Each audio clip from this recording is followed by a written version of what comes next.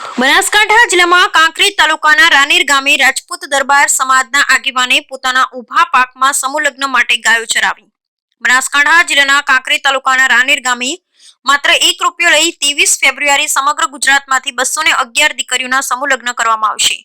આ પ્રસંગમાં જમીન આપવા માટે લગ્નના મુખ્ય આયોજકે પોતાના 50 વીઘા જમીનમાં વાવેલા ઘઉંના પાક ગાયોને ખવડાવી દીધો તેમજ એરંડાના પાકમાં કટર મારી દીધું, જેને લઈ ખેડૂતની માનવતા મહેકી ઉઠી। કાંકરેજ તાલુકાના રાનેર ગામે આગામી 23 ફેબ્રુઆરી 2025ના દિવસે સમગ્ર ગુજરાતમાંથી 211 દીકરીઓના લગ્ન માત્ર ₹1 લઈને થશે, જેના માટે કદમ સેવા સમિતિ ટ્રસ્ટ દ્વારા તડામાર તૈયારીઓ ચાલી રહી છે।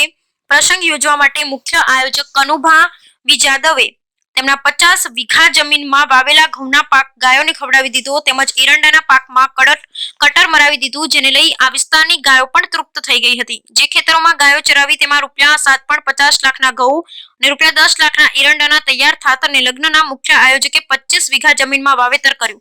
1 વીઘામાંથી 10 બોરી ઘઉં નીકળે તો 25 વીઘામાં 250 બોરી થાય, જે એક બોરીમાં 5 મણ ઘઉં પ્રમાણે 1250 મણ ઘઉં પાકે। વર્તમાન સમયમાં 1 મણના ભાવ ₹600 પ્રમાણે 7,50,000ના ઘઉં તૈયાર થાત।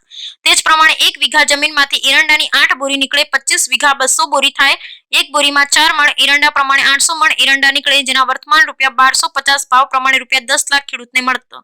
જોકે કનુભાઈ 211 દીકરીઓના લગ્ન પ્રસંગે નુકસાન વેઠવું છે, જેને લઈ તેઓ પોતાના ખુશનસીબ માની રહ્યા છે કે તેમને દીકરીઓ અને ગાયોની સેવા કરવાનો મોકો મળ્યો। Bureau report Ramjibhai Raigur. ગાયોમાં ખેતરોમાં ગાયો ચરાવવાનો કે આનંદથી જ ગાયો હું ચરાવું છું।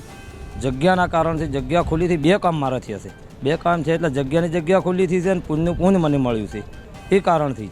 બીજું કોઈ જ મારે સમૂહ લગ્ન વિષય જ હું નીકળેલો મારો નિર્ણય એવો હતો કે હું લીધો નિર્ણય તાર હું એકલો હતો। આજે લોકો ઘણા બધા મારા સાથે જોડાયેલા છે, કાંકરેજ તાલુકાની પણ ઓલ ગુજરાત મારી સાથે જોડાયેલો છે, એટલે બહુ મને આનંદ મળે છે, બહુ ખુશી મને થાય છે। કેટલી દીકરીઓના સમૂહ લગ્ન? 211 દીકરીઓના ટાર્ગેટ હું મૂક્યો હતો, પણ એ સમય મર્યાદા પ્રમાણે 5 તારીખે મારી છેલ્લી તારીખ નોંધણી હતી, એટલે 111 દીકરીઓ મારે નોંધણી છે અને એની પણ વ્યવસ્થા મને થઈ ગઈ છે। એ વ્યવસ્થા થઈ ગઈ છે અને લોકો જોવે નાની નાની સમાજ એમ જે પણ દેખાદેખીથી દેવ લોકોનો થતો હતો એ સમાજને પણ હરેક કદમ સેવા ટ્રસ્ટમાં જોડાવવું જોઈએ।